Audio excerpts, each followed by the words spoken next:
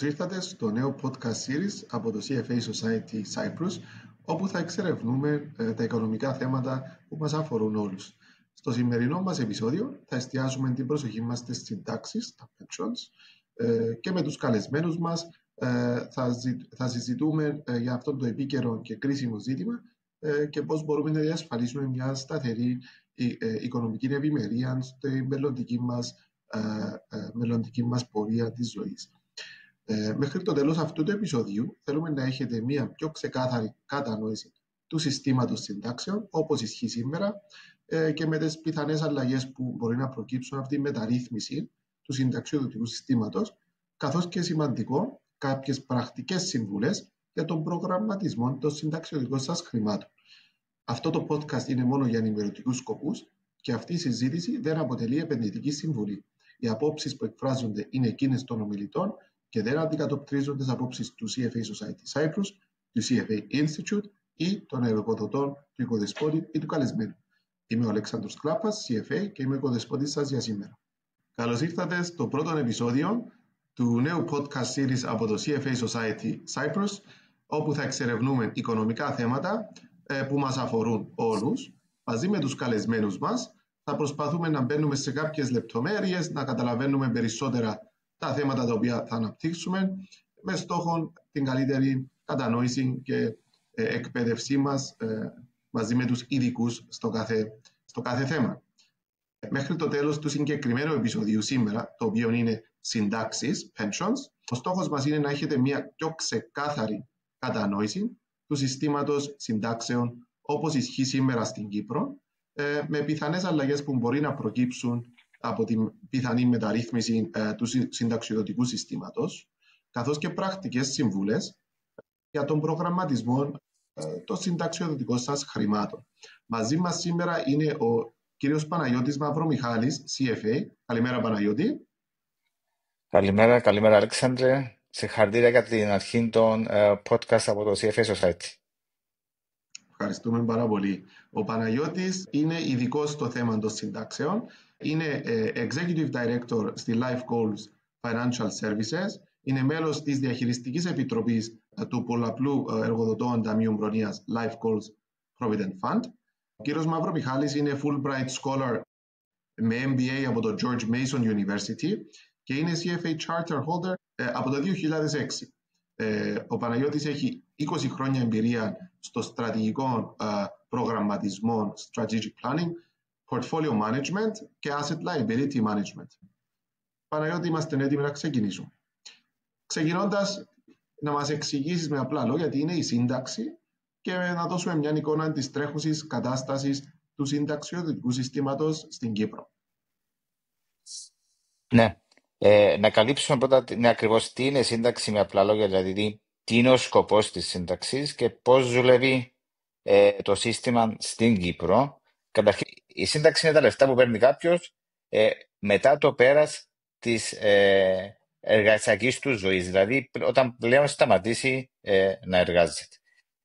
Ο πιο απλός τρόπος να μετρήσουμε τη σύνταξη είναι το ποσοστό αντικατάστασης, δηλαδή τι λεφτά θα παίρνει κάποιος σε σχέση με τον τελευταίο μισθό του. Αυτό συνήθως μετρέται με το μέσον όρο των τελευταίων 5 χρόνων. Δηλαδή, αν κάποιος έπαιρνε, για παράδειγμα, 2.000 ευρώ, τι ποσοστό αυτόν το λεφτό θα πρέπει να παίρνει κατά τη συνταξιοδότηση.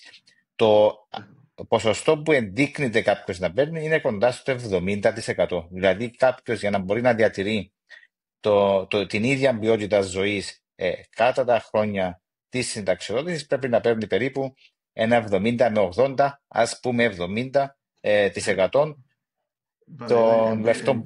Εμπήκαμε κατευθείαν στη λεπτομέρεια και αυτό να αναδεικνύει πόσο νομίζω σωστά που κάναμε που είσαι και ο πρώτος καλεσμένος μας για το θέμα τούτο. Παίρνω τον λόγο για να αναφερθούμε λίγο κυρίως στην κατάσταση του συνταξιοδοτικού συστήματος στην Κύπρο. Πριν πάμε εκεί όμως, ανάφερες ότι είναι βασικά είναι τα λεφτά τα οποία θα αναμένουμε να ξοδέψουμε στην αφιπηρέτηση. Άρα στην περίοδο της ζωής μας που δεν θα έχουμε μια σταθερή εργοδότηση. Ιστορικά να αναφέρω εδώ ότι ο τρόπος που θεσμοθετήθηκε η σύνταξη που ξέρουμε σήμερα ήταν πριν 100 χρόνια περίπου, όπου ήταν μια είδος συμφωνία, εύκολη συμφωνία, win-win θεωρώ, για τα άτομα που δουλεύαν στη βιομηχανία και ήταν τρόπος, ας πούμε, απόλυσης, χωρίς βέβαια να σημαίνει οι απολαβές να χάνονται. Άρα ήταν έτσι ένα σύστημα το οποίο η Γερμανία ήταν η πρώτη, με ένα κρατικό σύστημα που πρόσφερε στους εργαζόμενους άνω των 70 τότε. Φαντάστο, δηλαδή μιλούμε για πριν 100 χρόνια, άνω των 70 το life expectancy ήταν πολύ πιο χαμηλό βέβαια. Άρα νομίζω φτάσαμε κάπου πολύ καλά και μπορούμε να βελτιωθεί. Η Κύπρος πού εντάσσεται σε αυτές τις κατηγορίες, αν μπορούμε να τις πούμε, του συνταξιωτικού μας συστήματος. Και οι πυλώνες βέβαια είναι το πιο σημαντικό να τις καταλάβουμε. Ναι. Να πούμε πώς λειτουργεί το συνταξιωτικό σύστημα στην Κύπρο. Υπάρχουν τρεις πυλώνες συνταξιοδότησης. Ο πρώτος πυλώνας έχει να κάνει με την κοινωνική ασφάλιση, δηλαδή το Ταμείο Κοινωνικών Ασφαλίσεων, που συνεισφέρουν όλοι όσοι εργάζονται στη χώρα. Είναι το Ταμείο Κοινωνικών Ασφαλίσεων, αλλά στην ουσία αυτό δεν είναι ένα ταμείο το οποίο έχει το απόθεμα και παίρνει από αυτό το απόθεμα και πληρώνει τους συνταξιούχους. Είναι το λεγόμενο pay as you go, δηλαδή συνεισφέρουν ουσιαστικά σαν φορολογία ένα ποσοστό στο Ταμείο Κοινωνικής Ασφαλίσεως όσοι βρίσκονται αυτή τη στιγμή εργάζονται, είναι στην εργάσιμη ηλικία, Και είναι υποχρεωτικό. είναι υποχρεωτικό για να καλύπτουν τους συνταξιούχους, αυτούς που δηλαδή που δεν εργάζονται. Αυτό είναι ο πρώτος πυλώνας. Γενικά αυτή τη στιγμή, και όπως γι' αυτό ανέφερα και πριν το ποσοστό αντικατάστασης, αυτό καλύπτει περίπου, ανάλογα με το που βρίσκεται ο καθένας στα εισοδήματα του τελικά κατά την ηλικία συνταξιοδότησης, το 30 με το 35% του εισοδήματος στην αφιπηρέτηση. Άρα καλύπτει περίπου το 1 τρίτο το τι χρειάζεται κάποιος στη συνταξιοδότηση. Άρα δεν είναι αρκετό από μόνο του. Αυτός και υπάρχουν και μπορούμε να το αναλύσουμε στη συνέχεια ποιες είναι οι προκλήσεις για αυτό τον πρώτο πυλώνα συνταξιοδότησης, για τα δημογραφικά κλπ.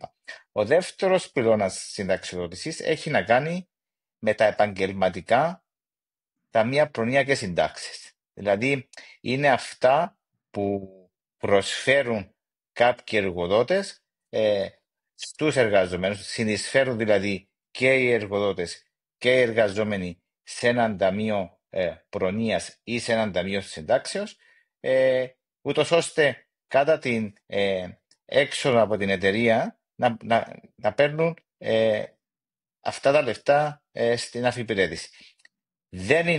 Αυτό είναι ένα ωφέλιμα το οποίο δεν έχουν εννοείται όλοι οι εργαζόμενοι στην Κύπρο.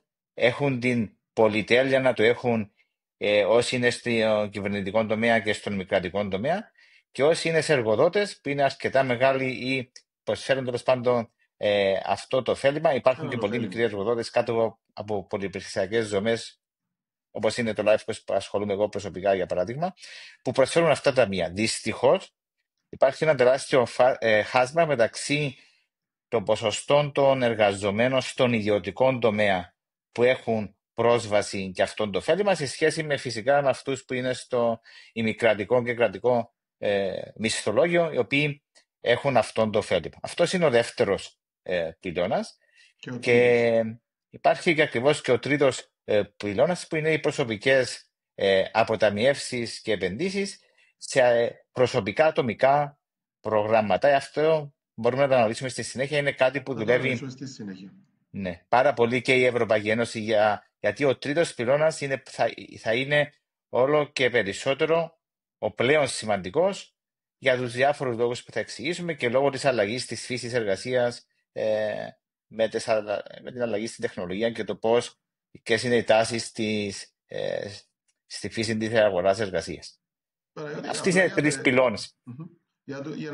για να πάμε απλά έτσι λίγο συνοπτικά, ο πρώτος πυλώνας βασικά έχει σχέση, είναι όπως ακούμε συνήθως defined contribution, defined benefit. Ο πρώτος πυλώνας, η κοινωνική σύνταξη, είναι defined benefit. Είναι κάτι καθορισμένες οι παροχές που θα έχεις και με αυτόν το σημαντικό που ανάφερες ότι δεν έχει αποθεματικό, δεν έχει κάποια λεφτά τα οποία επενδύονται, σημαίνει ότι κυρίως το ρίσκο, να το πούμε, ή τα λεφτά τα οποία θα παίρνουν οι συνταξιούχοι έχουν σχέση και με το πώς το κράτος έχει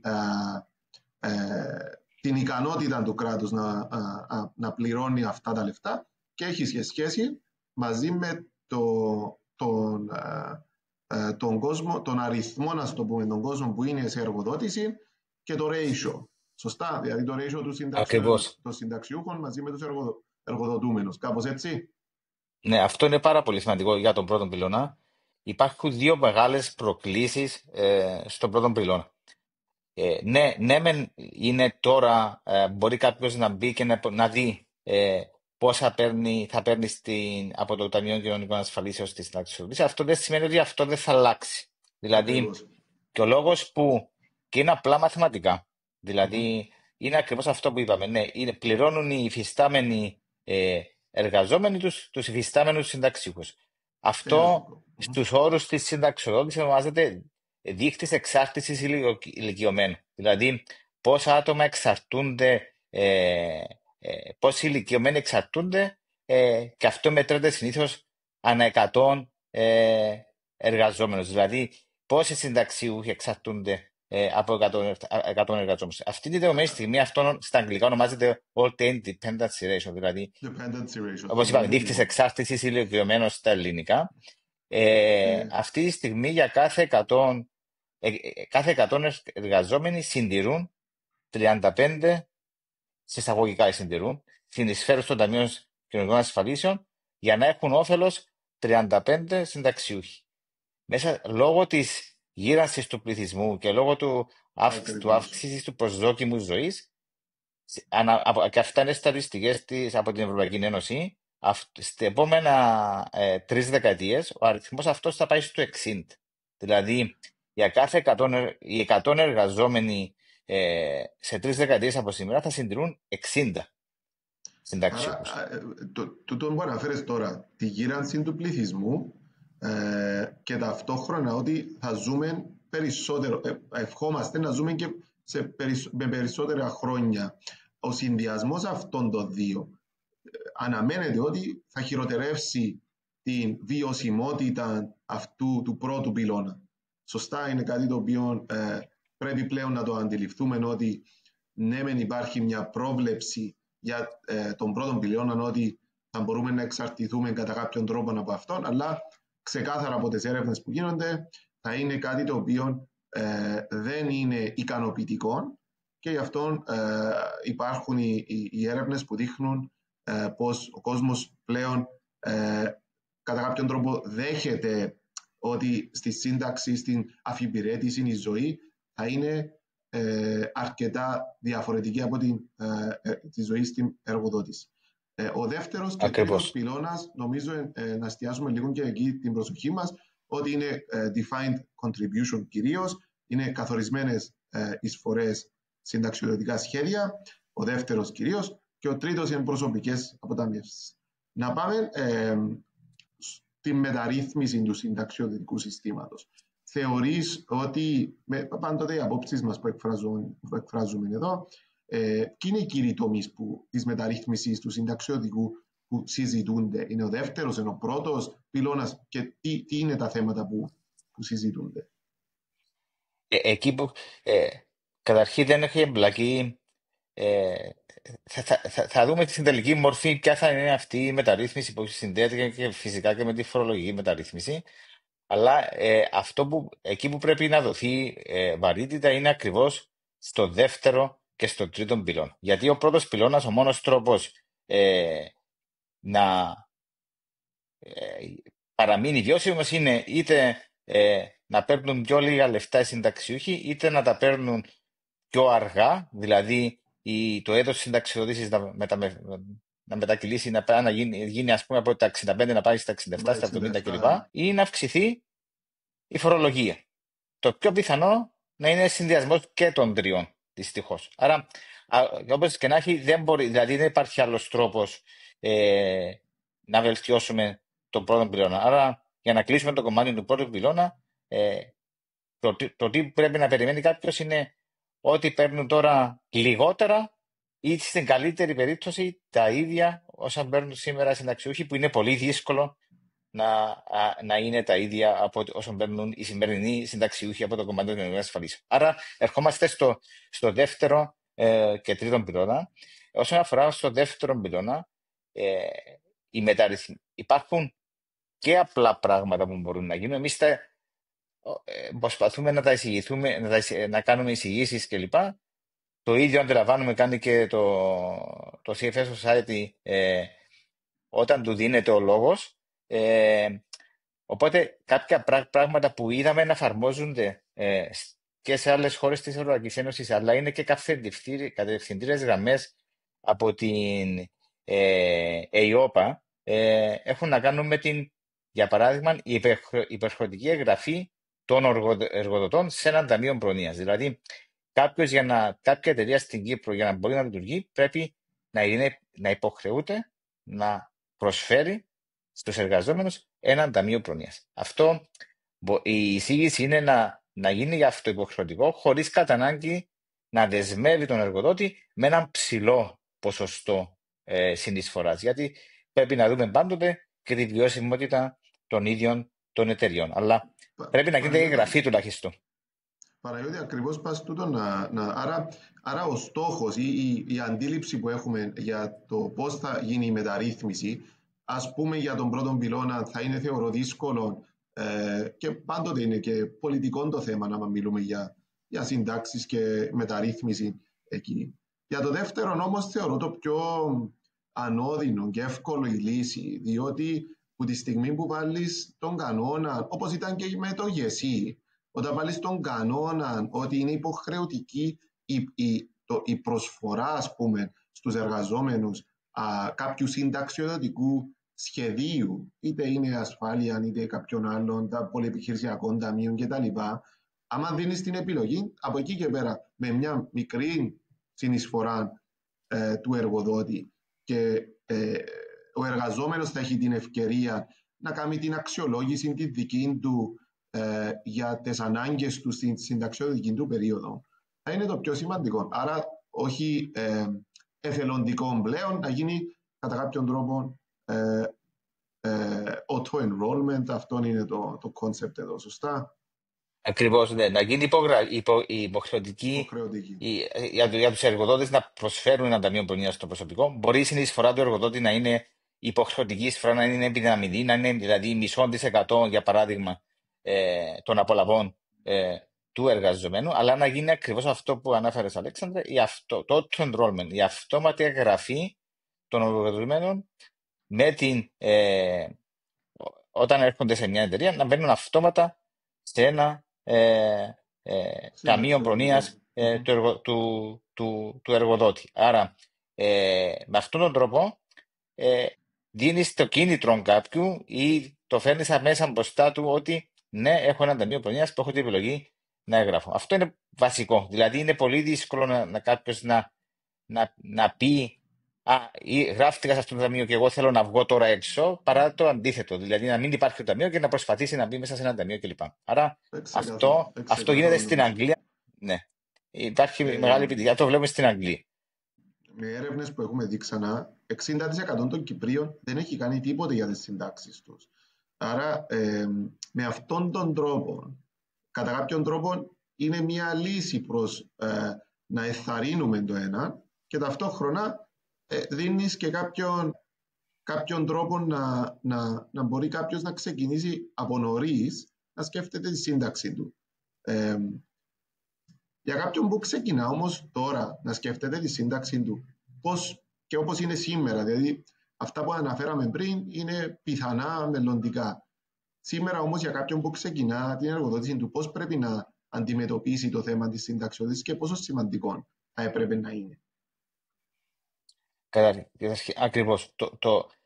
Και εδώ έρχεται και το κομμάτι της χρηματοοικονομικής παιδείας κλπ. Άρα είναι σημαντικό να γνωρίζει καταρχήν ένας. Ας πάρουμε τον κόσμο που μπαίνει τώρα, μπαίνει για πρώτη φορά στην αγορά εργασίας στην Κύπρο. Άρα είναι σημαντικό να γνωρίζει ότι ένα σημαντικό ωφέλιμα και κάτι που πρέπει να λαμβάνει υπόψη είναι οι αποταμιεύσεις για τη συνταξιοδότηση. Άρα, ακόμα και ψάχνοντας για τον ποιος είναι ο κατάλληλος εργοδότη γι' αυτό, πρέπει να γνωρίζει ότι υπάρχει ένα σημαντικό όφελος που ονομάζεται ταμείο προνοίας και να γνωρίζει από πριν αν αυτός ο εργοδότης προσφέρει αυτό το ωφέλιμα ή όχι. Υπάρχουν και περιπτώσεις που εργοδότες προσφέρουν αυτό το ωφέλιμα, αλλά καμιά φορά αναμένεται από τον εργαζόμενο να το διεκδικήσει ή να ρωτήσει πότε μπορεί να μπει κλπ. Άρα, πρώτος σταθμός είναι να εξακριβώσει ο εργαζόμενος αν υπάρχει αυτό το ωφέλιμα στον εργοδότη που είναι ή αν είναι στην φάση που αναζητεί εργοδότηση, αν ο εργοδότης τον οποίο κοιτάζει για να μπει στην εταιρεία υπάρχει αυτό το ωφέλιμα. Άρα, αν και εφόσον υπάρχει αυτό το ωφέλιμα στον εργοδότη, πρέπει να το εκμεταλλευτεί ο εργαζόμενος στο maximum. Γιατί υπάρχει και στην Κύπρο, μπορεί να υπάρχουν πολλοί. Οι στατιστικές στην Κύπρο για τα θέματα ταμεία προνοίας και συντάξεων κλπ. Είναι αρνητικές. Δηλαδή, σε σύγκριση με τους μέσους όρους, και να μην το περιπλέξουμε τώρα θέμα, αλλά γενικά σε σχέση με τους μέσους όρους στην Ευρώπη, είμαστε κάτω από τους μέσους όρους. Το πόσο ποσοστό του εργασιακού πληθυσμού είναι σε ταμεία προνοίας, τα πόσα ποσοστά έχουν μαζέψει για τις συνταξιοδότηση κλπ. Είμαστε κάτω από τους μέσους όρους. Οπότε το λιγότερο, το καλό όμως, συγγνώμη, αυτό που θέλω να αναφέρω είναι το καλό σημείο της Κύπρου είναι ότι υπάρχει ένα από τα καλύτερα φορολογικά συστήματα σε θέματα συνταξιοδότησης, για θέματα κινήτρων. Είναι τα τρία exemptions, δηλαδή οι συνεισφορές στα ταμεία προνοίας είναι αφορολογητές, δηλαδή δεν εμπίπτουν στη φορολογία.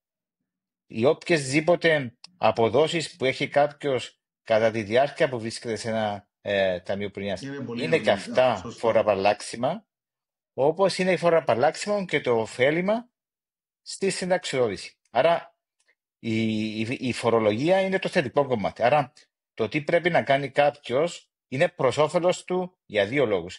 Και για να εκμεταλλευτεί σε εισαγωγικά, δηλαδή να υποφεληθεί το ωφέλιμα της φοροαπαλλαγής για τα όποια λεφτά φυλάει για τη σύνταξη, και φυσικά η ουσία που είναι να έχει όντως λεφτά στη σύνταξη. Άρα, αν το πρώτο που κάνει κάποιος, το πρώτο βήμα που πρέπει να κάνει κάποιος, και όσο πιο νωρίς το κάνει, θα το δούμε στη συνέχεια όπως ανάφερες, τόσο το καλύτερο, είναι να εξακριβώσει αν υπάρχει ταμείο προνοίας προσβάσιμο στο χώρο εργασίας του και να το αξιοποιήσει στο maximum. Δηλαδή να μεγιστοποιήσει τις συνεισφορές. Αυτό είναι το πρώτο. Και μετά πρέπει να μιλήσουμε και για τον τρίτο πυλώνα, σε περίπτωση τι γίνεται καταρχήν για τους αυτοεργοδοτούμενους ή για αυτούς που δεν προσφέρει ο εργοδότης. Στον τρίτο πυλώνα, ναι.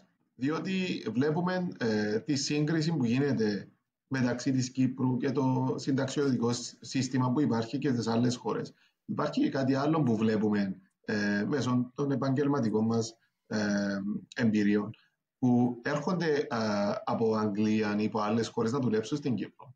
Και όταν υπάρχει ένα συνταξιοδοτικό ή σχέδιο, είτε είναι ταμείο προνοίας ή κάτι άλλο, σε αλλαγή του εργοδότη, δηλαδή δεν έχεις, ονομάζονται συνταξιοδοτικά, αλλά αν φύγεις από έναν εργοδότη, τα λεφτά μπορείς να τα πιάσεις. Και τούτο μένουν έκπληκτοι, διότι δεν το αντιλαμβάνονται ότι πώς μπορείς να στοχεύεις τη σύνταξη σου αν ξαφνικά μπορείς να πιάσεις τα λεφτά τα οποία, όπως ανάφερες πριν, φορολογικά έχεις επωφεληθεί για ένα συγκεκριμένο στόχο, η σύνταξη. Τούτο είναι κάτι το οποίο νομίζω δεν ξέρω αν υπάρχει κάπου αλλού. Νομίζω ιδιαίτερα στην Κύπρο που υπάρχει αυτό το να μπορείς να πιάσεις τα λεφτά πριν την ηλικία της συνταξιοδότησης. Επίσης, θα έλεγα κάτι άλλο σημαντικό. Είναι ότι με το γεγονός ότι υπάρχει φορολογικό κίνητρο. Φαίνεται τουλάχιστον το αποτέλεσμα.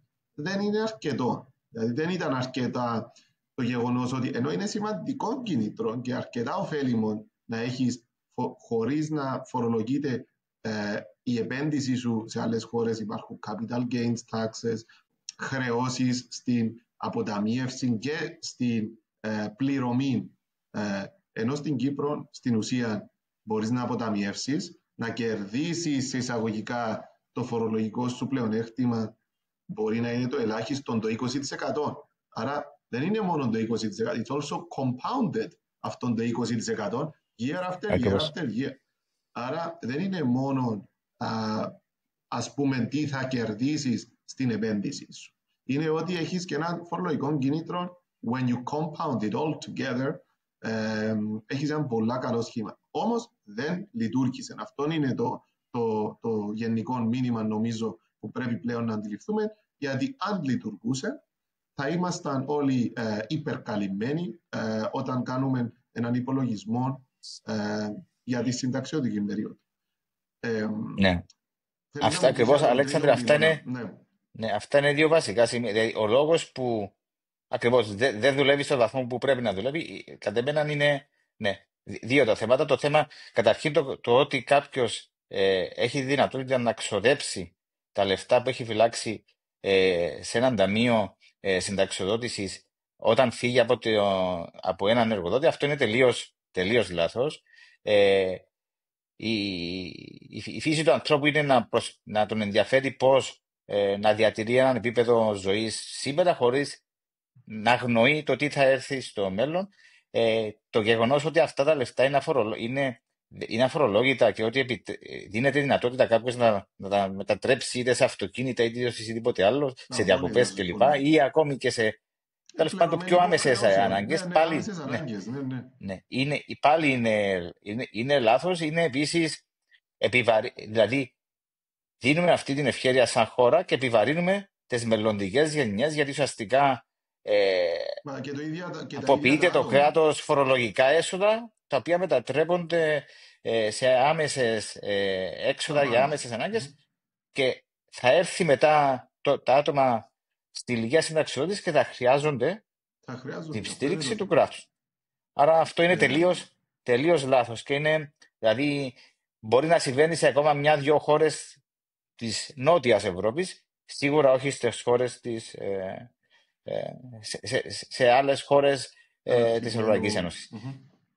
Το άλλο το κομμάτι έχει να κάνει πάλι, και αυτό είναι πάρα πολύ σημαντικό, το χρηματοοικονομική παιδεία. Δηλαδή,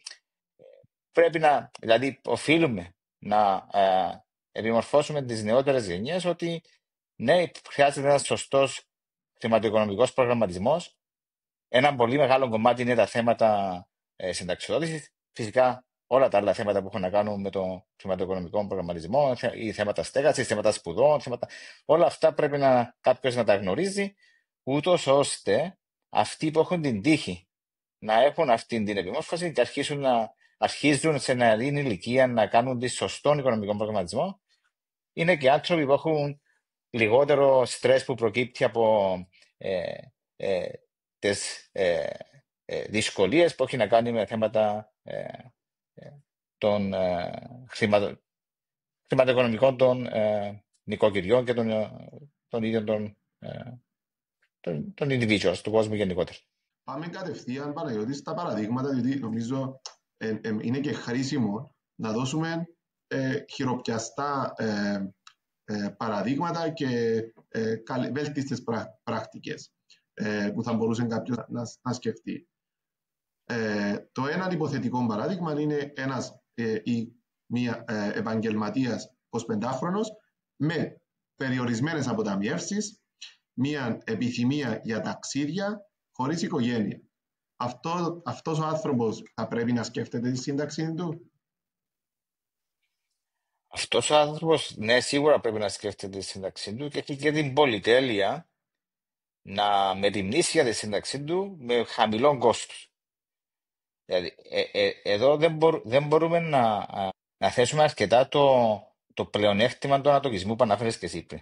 Δηλαδή, το compounding effect των επενδύσεων και των αποταμιεύσεων. Δηλαδή, αν αρχίσει κάποιος στη ηλικία των 25 ετών, να βάλουμε κάποια έτσι μικρά απλά παραδείγματα κάτω, αν φυλάει κάποιος 100 ευρώ το μήνα, δηλαδή να πει θα φερώ πριν αρχίσω να ξοδεύω, αυτό είναι σημαντικό.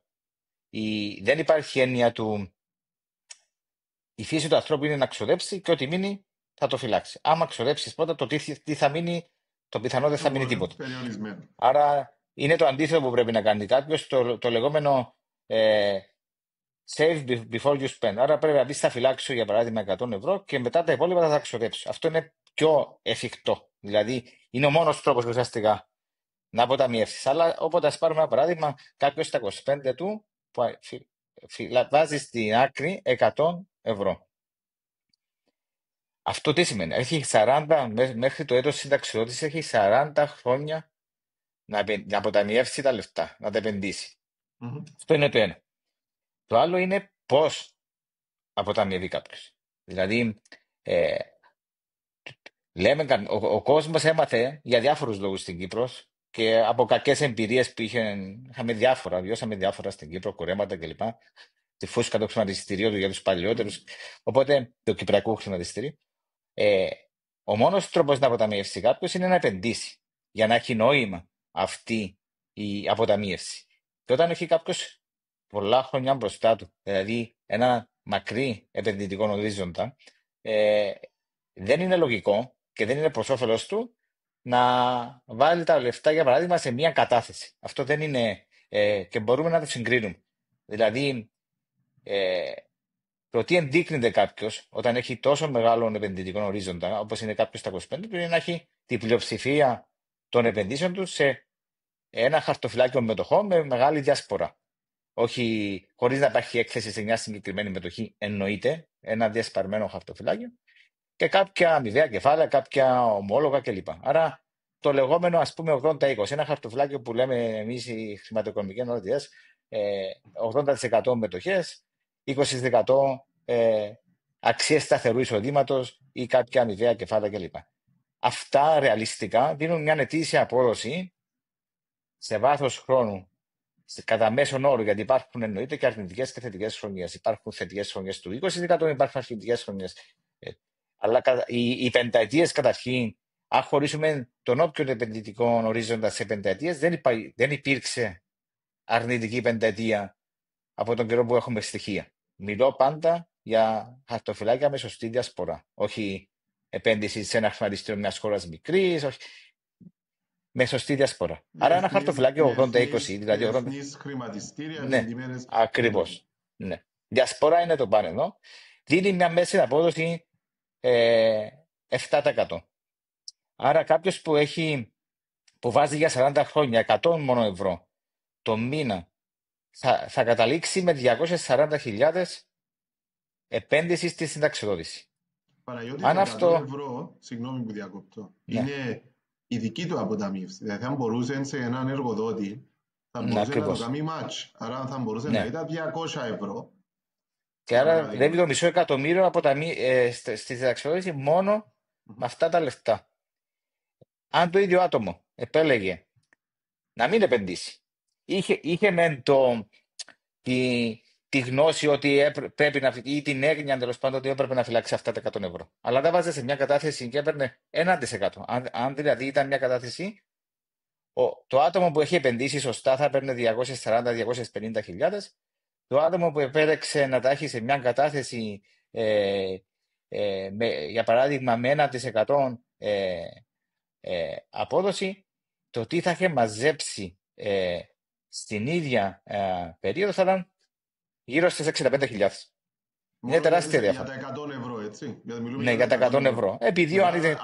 Άρα είναι σημαντικό. Δηλαδή είναι κρίμα κάποιος να μην βάζει τα λεφτά του να δουλεύουν γι' αυτό. Άρα αυτό είναι βασικό. Άρα αρχίζει κάποιος έγκαιρα και αρχίζει και επενδύει σωστά.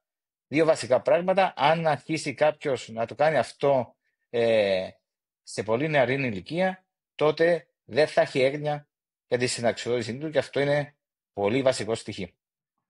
Παναγιώτη, για τούτο θέλω να κάνουμε μια, έτσι, να το συνοψίσουμε λίγο και να πούμε. Που τη στιγμή που είσαι 25 ετών, έχεις κάποια εργαλεία, αυτό είναι το μήνυμα, και γι' αυτό έχεις τη δυνατότητα να βάλεις τα λεφτά σου σε κατηγορίες επενδύσεων που έχουν περισσότερο ρίσκο, είτε είναι μετοχές, είτε είναι κάποιον άλλη κατηγορία, να μην εστιάσουμε τόσο πολύ στην κατηγορία των επενδύσεων. Ο στόχος που έχεις, που είναι στα 65, άρα 40 χρόνια, αυτός ο ορίζοντας, είναι ένα τεράστιο εργαλείο, γιατί αναμένεται ότι δεν θα τα χρειαστείς τα λεφτά για έναν μεγάλο χρονικό ορίζοντα, που σημαίνει ότι δίνεις τις επενδύσεις σου το περιθώριο να κινούνται και πάνω και κάτω, αλλά στο κάτω τουλάχιστον θα δώσεις το περιθώριο να ανακάμψουν. Και το πιο σημαντικό εργαλείο που έχεις στις επενδύσεις. Τούτον ξέρουμε το. Γι' αυτό που λένε πάρα πολύ long-term investing. Μα long-term investing, πραγματικό long-term investing είναι και δύσκολο. Και σου δίνει αυτόν the gift, ας πούμε, να γίνεται ο ανατοκισμός και να μην πρέπει να κάνεις, όταν χρειάζεσαι τα λεφτά, να μην πρέπει να πουλήσεις την επένδυση σου. Αφήνεις την να ξαναανακάμψει. Και το δεύτερο, πολύ σημαντικό, είναι η διασπορά. Η διασπορά επενδύσεων. Έτσι ώστε αν υπάρχουν μειώσεις των αξιών κάποιων επενδύσεων που έχεις, οι άλλες πιθανόν να ανεβούν. Πάντοτε ξέροντας ότι ο πληθωρισμός είναι ένας θα έλεγα εχθρός κάποιας επενδυτικής στρατηγικής, το οποίο δεν γνωρίζουμε από σήμερα τι είναι και τι θα είναι μέχρι το τέλος της επενδυτικής σου περίοδου. Παναγιώτη, ένας επαγγελματίας 55 ετών, άλλον παράδειγμα τώρα, πολύ πολύ διαφορετικό. Ένας επαγγελματίας 55 ετών είναι ιδιοκτήτης επιχείρησης, είναι ο μόνος συντηρητής της οικογένειας και έχει και 2 παιδιά που σπουδάζουν στο εξωτερικό. Άρα, πολύ πολύ διαφορετικό. Εδώ πώς πρέπει ο συγκεκριμένος άνθρωπος να προσεγγίσει το θέμα της συνταξιοδότησης, που σίγουρα είναι πολύ κοντά στο μυαλό του και φαντάζομαι δημιουργά και έναν άγχος. Πώς το βλέπεις εσύ και τι σύμβουλες μπορούμε να δώσουμε? Ναι, αν κάποιος είναι στην ηλικία των 55 και τώρα θα αρχίσει να σκέφτεται για τη συνταξιοδότηση, σίγουρα υπάρχει πρόβλημα. Πάλι όμως, ποτέ δεν είναι αργά, δηλαδή κάλλιον αργά παρά ποτέ που λέμε. Άρα πρέπει και αυτός να αρχίσει όχι να αρχίσει να σκέφτεται, να δράσει άμεσα για το κομμάτι της συνταξιοδότησης. Αυτό δεν σημαίνει, δηλαδή βλέπουμε και αυτό το παράδοξο, όταν συνειδητοποιήσει κάποιος ότι μα δεν έχω φυλάξει, και όταν βάζει κάτω τους αριθμούς για να μαζέψει αυτά που πρέπει να μαζέψει, αντιλαμβάνεται ότι δεν βγαίνουν τα λεφτά, υπάρχει πάντα η παρότριση, υπάρχει πάντα αυτός ο κίνδυνος να πει ότι πρέπει να επενδύσω σε ένα πολύ έτσι aggressive χαρτοφυλάκιο για να. Ναι. Δυστυχώς δεν υπάρχει αυτή η επιλογή. Δηλαδή δεν πρέπει να επενδύσει κάποιος, αλλά δεν θα επενδύσει στο ίδιο χαρτοφυλάκιο που θα επενδύσει ο 25άρης. Άρα αυτό το άτομο πρέπει αναγκαστικά να αποταμιεύσει μηνιαίως πολύ μεγαλύτερα ποσά. Πάλι πρέπει να υπάρχει μια διασπορά, πάλι πρέπει να υπάρχουν. Αλλά εδώ ίσως να μιλάμε για ένα χαρτοφυλάκιο 70-30, με την έννοια 70% σταθερού εισοδήματος και 30% μετοχές, και όχι το αντίστροφο, με την πιο μεγάλη συνεισφορά που θα μπορεί να αποταμιεύσει, γιατί ακριβώς έχει ένα επενδυτικό ορίζοντα, αν το έτος συνταξιοδότησης είναι το 65, που είναι 10 χρόνια. Ναι, ένας επενδυτικός ορίζοντας 10 χρόνια είναι αρκετά μεγάλος για να έχει κάποιος μέσα και μετοχές και ομόλογα κλπ. Αλλά η κατανομή σε αυτές τις κατηγορίες είναι σίγουρα διαφορετική. Και αυτό που βάζουμε πάντα πρώτα είναι το τι ρίσκο μπορούμε να πάρουμε. Δεν βάζουμε πάντα τι απόδοση θέλουμε. Ναι, την απόδοση θέλουμε όλοι τη μεγαλύτερη.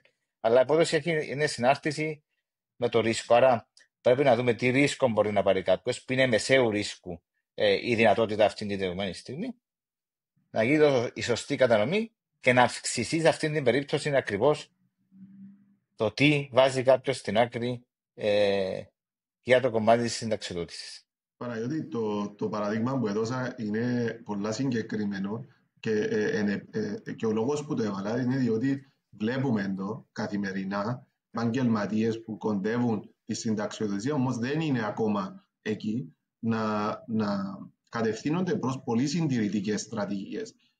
Εγώ θα έλεγα ότι ένας 55χρονος σε αυτόν το παράδειγμα έχει ακόμα, θα έλεγα, αυτόν τον ορίζοντα των 10 χρόνων τουλάχιστον, το οποίο θα έπρεπε να το χρησιμοποιήσει, να το βάλει μπροστά του και να το σχεδιάσει με γνώμονα αυτόν που ανάφερες. Ακόμα και ένα ποσοστό 30% για παράδειγμα σε κατηγορία επενδύσεων που έχει κάποιον κίνδυνο όπως είναι οι μετοχές, θα μπορεί να το κάνει. Όταν μιλούμε για συντάξεις, τελικά σχόλια τώρα, πλέον φτάσαμε στο τέλος, είναι μπορεί ο καθένας να το προσωποποιήσει, δηλαδή να βάλει κάτω τα δικά του δεδομένα, να υπολογίσει πλέον με το διαδίκτυο. Υπάρχουν πάρα πολλές εύκολες retirement calculators, λύσεις οι οποίες μπορείς να υπολογίσεις τι θα είναι το κόστος της συνταξιοδότησης σου με κάποιες παραμέτρους. Άρα, ακόμα και τούτο το σενάριο, το οποίο θα είναι πολύ δύσκολο για το συγκεκριμένο όχι να το δεχτεί, αλλά να το αντιληφθεί ότι δεν έχω φυλάξει. Είμαι στα 55 μου, σε κάποια φάση δεν θα μπορώ να δουλέψω. Αυτό είναι το θέμα. Γι' αυτό υπάρχει η συνταξιοδότηση. Probably you will not be able to function and work. Είναι κάτι το οποίο μπορεί να σκεφτεί. Και μπορεί να είναι και για όφελος όλης της οικογένειας. Ναι. Αλέξανδρε, πριν κλείσουμε, απλά να αναφέρω ότι επειδή ακριβώς μιλήσαμε για τον τρίτον πυλώνα, υπάρχει ένα μεγάλο δραστηριοποίηση στην Ευρωπαϊκή Ένωση για το πανευρωπαϊκό συνταξιοδοτικό προϊόν, που είναι ένα προϊόν εποπτευόμενο από την ΕΙΟΠΑ, το οποίο ακριβώς χτίστηκε μετά από τόσα χρόνια. Στην Κύπρο αναμένεται, επειδή καθυστερήσαν ιδιαίτερα οι τοπικές εποπτικές αρχές να ετοιμάσουν τις διαδικασίες τους κλπ. Για να μπορέσει η χώρα να στηρίξει αυτά τα προϊόντα. Αναμένεται ότι θα υπάρξουν τα πρώτα τέτοια προϊόντα στο πρώτο τρίμηνο του 2025. Ο λόγος που το αναφέρω αυτό είναι ότι ακριβώς αυτό, επειδή είναι ένα αποπτευόμενο προϊόν από την Ευρωπαϊκή Ένωση, δίνει τη δυνατότητα με πολύ χαμηλά κόστη και με προκαθορισμένα παραμέτρους να δώσει στον κόσμο που δεν θέλει. Είναι πολύ δύσκολο κάποιος να πάρει την ευθύνη να επιλέξει πού θα επενδύσει. Δίνει δυνατότητα μέσα το λεγόμενο βασικό πανευρωπαϊκό συνταξιοδοτικό προϊόν, η βασική επιλογή τέλος πάντων, που έχει ένα πάρα πολύ χαμηλό κόστος διαχείρισης κλπ. Βάζει τον individual, ένα άτομο, σε ένα το λεγόμενο life cycle investing, με την έννοια ότι αρχίζει την επένδυση του από αυτό που λέμε, από ψηλό ποσοστό σε μετοχές και χαμηλό ποσοστό σε ομόλογα κλπ. Και το μεταφέρει αυτόματα. Εμείς τουλάχιστον αυτό δουλέψαμε, το μεταφέρει αυτόματα όσο αλλάζει η ηλικία, φτάνουμε πιο κοντά στα χρόνια συνταξιοδότησης, σε πιο συντηρητικά χαρτοφυλάκια, άρα μεγιστοποιεί την απόδοση, ελέγχοντας το ρίσκο και χωρίς να έρχεται μέσα ο ανθρώπινος παράγοντας που συνήθως πάντα δημιουργά σε βάθος χρόνου προβλήματα. Το άλλο που ήθελα να αναφέρω, γιατί ερχόμαστε και εμείς αντιμέτωποι πολλά τέτοια σενάρια, είναι ότι πριν επενδύσει κάποιος σε προϊόν τρίτου πυλώνα, πρέπει να γνωρίζει πάντα και οφείλει στον εαυτό του να κάνει κάποιες βασικές ερωτήσεις για τις χρεώσεις και να είναι σίγουρος ότι το προϊόν στο οποίο επενδύει έχει τη διαφάνεια που χρειάζεται για να μην έρθει μετά προεκπλήξεως. Σαν τελικό σχόλιο, όντως πρέπει όλοι να φροντίζουμε για την αποταμίευση και τη συνταξιοδότηση. Είναι σημαντικό και αναφερθήκαμε στο πανευρωπαϊκό συνταξιοδοτικό προϊόν, αλλά και οποιαδήποτε επένδυση επιλέξει κάποιος οφείλει, δηλαδή χρεώσεις, προσβασιμότητα και διαφάνεια των επενδύσεων. Αυτά είναι πολύ βασικά στοιχεία για να επιλέξει κάποιος μια επένδυση. Ευχαριστούμε πάρα πολύ, Παναγιώτη. Όπως είπες, συμφωνώ απόλυτα. Να ξεκινούμε νωρίς, νομίζω, είναι το πιο σημαντικό εργαλείο που έχουμε όταν μιλούμε για συνταξιοδότηση. Τα εργαλεία είναι εκεί, είναι ο χρόνος και η διασπορά. Αν αυτά τα δύο μαζί με τον ανατοκισμό τα χρησιμοποιήσουμε προς όφελος μας, είναι η καλύτερη λύση και θα φτάσουμε και το στόχο. Αν είμαστε πιο κοντά προς τη συνταξιοδότηση, ξεκινούμε να το σκέφτομαι πιο χειροπιαστά. Υπάρχουν αρκετοί υπολογιστές στο διαδίκτυο που μπορούν να σου δώσουν μια πραγματική εικόνα βάσει κάποιων δεδομένων που θα εισάξεις μέσα στον υπολογισμό, το πώς θα είναι η περίοδος της συνταξιοδότησης του καθενός, άρα προσωποποιημένες συντάξεις, και θα ρίνουμε τον κόσμο να κάνει αυτό το exercise, διότι εκεί θα δει την πραγματικότητα ότι δεν μπορούμε να φυλάμε μόνο το 5% ή 2%. Δυστυχώς έχουμε ένα συνταξιοδοτικό σχήμα στην Κύπρο προς το παρόν που δεν μας καλύπτει και θα πρέπει είτε θα προσαρμοστούμε σε μια ζωή που θα είναι λιγότερο από το βέλτιστο που θα μπορούσαμε ή αναβάλουμε τη συνταξιοδότηση αναλόγως για να μπορούμε να ανταπεξέλθουμε στην περίοδο της συνταξιοδότησης. Παναγιώτη, σε ευχαριστούμε πάρα πολύ και θα τα πούμε σύντομα και σε κάποιον άλλο event όπως κάναμε και πρόσφατα. Ευχαριστούμε πάρα πολύ. Ευχαριστώ, καλή συνέχεια. Ευχαριστώ.